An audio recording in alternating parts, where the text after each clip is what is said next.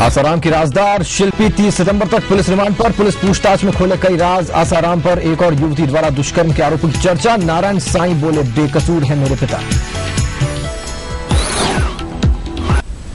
नाबालिग बालिका से दुष्कर्म के आरोपों से घिरे आसाराम की मुश्किलें बढ़ती जा रही हैं। कल सेशन कोर्ट में सरेंडर करने के बाद में मामले में सह आरोपी शिल्पी ने पुलिस से पूछताछ में कई अहम खुलासे किए हैं। वहीं पुलिस अनुसंधान में आसाराम पर आरोप साबित होने की बात सामने आई है। इसके अलावा एक और युवती के पुलिस के संपर्क में होने की चर्चा है। ये युवती जोधपुर की ही बताई जा रही है। फिलहाल आधिकारिक रूप से इस बाबत कोई खुलासा नहीं हुआ है। वहीं आज शिल्पी को कोर्ट में पेश किया गया, जहां से उसे 30 सितंबर तक पुलिस रिमांड पर भेज दिया गया।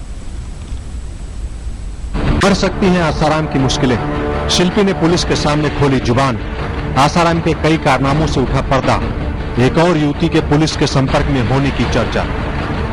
जोधपुर के मड़ई स्थित फार्म हाउस पर नाबालिग के साथ यौन उत्पीड़न के आरोप में जेल में बंद आसाराम की मुश्किलें थमने का नाम नहीं ले रही हैं। जोधपुर जेल में बंद आसाराम से मिलने भले ही संतों का प्रतिनिधिमंडल आया हो या फिर 25 दिन बाद आसाराम के पुत्र नारायण साईं उनकी सुध लेने के लिए जोधपुर पहुंचे हों, लेकिन इस पूरे मामले की मुख्य सूत्रधार शिल्पी उर्फ संचिता गुप्ता ने पुलिस के सामने ऐसे कई तथ्य उजागर किए हैं जिसके आधार पर आसाराम की मुश्किलें और बढ़ सकती हैं। कल तक पुलिस को अपने तीखे तेवर दिखा रही शिल्पी पुलिस को गुमराह कर रही थी, लेकिन पुलिस द्वारा मनोवैज्ञानिक आधार पर पूछताछ किए जाने पर शिल्पी टूट गई और एक एक कर आसाराम के कारनामे उजागर कर दिए। पुलिस उपायुक्त अजय पाल लांबा ने ईटीवी को बताया कि शुरू में शिल्पी जाँच में सहयोग नहीं कर रही थी, मगर जब मनोवैज्ञानिक आधार पर और अब तक के अनुसंधान में सामने आए प्रमाणों के आधार पर उससे पूछताछ हुई तो उसने अनुसंधान में जो बयान दिए हैं उससे जांच उसी दिशा में जा रही है जो आरोप पीड़िता द्वारा लगाए गए थे।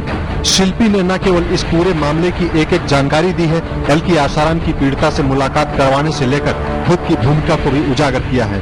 लांबा के मुताबिक शरद, प्रकाश, शिल्पी पर जो आरोप पीड़िता द्वारा एफआईआर में लगाए गए थे, उन आरोपों का जब अनुसंधान किया गया तो उन तथ्यों की भी पुष्टि हो गई है। साथ ही लांबा ने उम्मीद जताई है कि अभी शिल्पी से कई और राज खुलने की संभावना है। इसके अलावा एक और युवती के पुलिस के संपर्क में होने की चर्चा हो रही है। युवती आसाराम पर आरोप लगाने की हिम्मत नहीं जुटा पा रही है। फिलहाल आधिकारिक रूप से अभी तक इसका खुलासा नहीं हुआ है।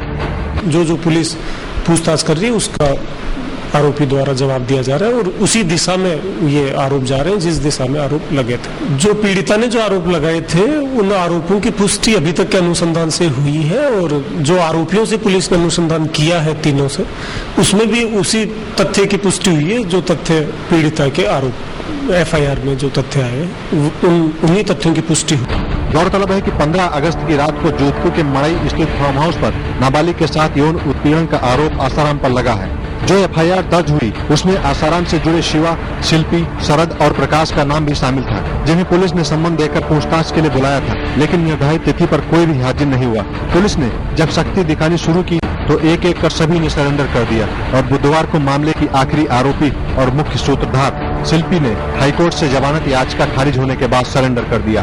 पुलिस की माने तो प्रकाश, शरद और शिल्पी ने पूछताछ में आरोपों की पुष्टि की है। इससे आरोप प्रमाणित हो रहे हैं जिसके आधार पर आसाराम की मुश्किलें और बढ़ सकती हैं। इस मामले में आरोपी शिल्पी, प्रकाश और शरद ने जो जानकारी पुलिस को दी है उससे कहीं न कहीं न केवल घटनाक्रम की पुष्टि हो रही है बल्कि पुलिस को लगता है कि आरोप भी प्रमाणित हो रहे हैं। यदि आरोप प्रमाणित हो रहे हैं तो आसाराम की मुश्किलें आने वाले समय में और अधिक बढ़ सकती है। कैमरामैन शिव सिंह के साथ राजीव गौड़, ईटीवी न्यूज, जोधपुर।